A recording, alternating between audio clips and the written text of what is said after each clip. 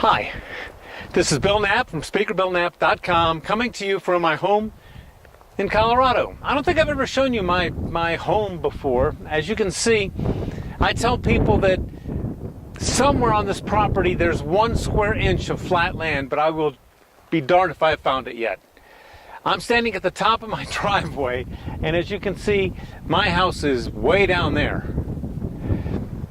I have a couple of head scratchers for you today.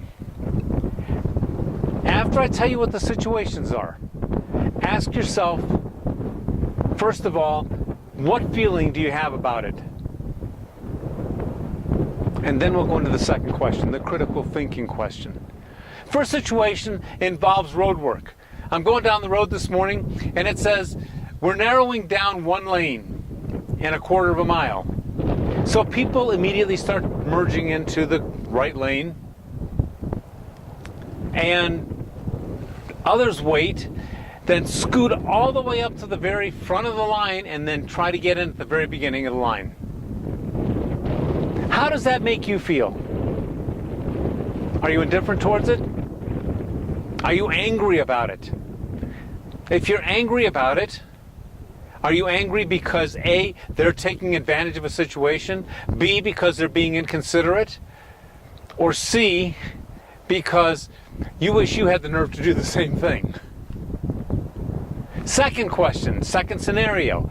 On the news this morning, they said Disneyland is the happiest place in the world, but now people are taking advantage of it. And then he goes on to explain that there are some companies that will hire disabled individuals to escort you through the park. You pay $130 per hour to have a disabled individual escort you through the park. Why? Because that way you can get into the shorter disabled lines. The announcer was in an uproar about it. How do you feel about that? Does it make you angry because somebody's taking an advantage of something? Does it make you feel nothing? Does it make you irritated because they're taking advantage of disabled people? Does it make you feel good because they're not taking advantage of disabled people, but rather giving them a chance to work and do something that's fun? And then ask yourself, how is that any different than if Disney installed its own policy where you would pay an additional $130 an hour just to get into a shorter line? And how is that any different from buying a first-class ticket on an airline so you can get on and off faster and have better service? Think about the two scenarios, get your initial gut feeling on it, and then ask yourself critically, do some critical thinking on this,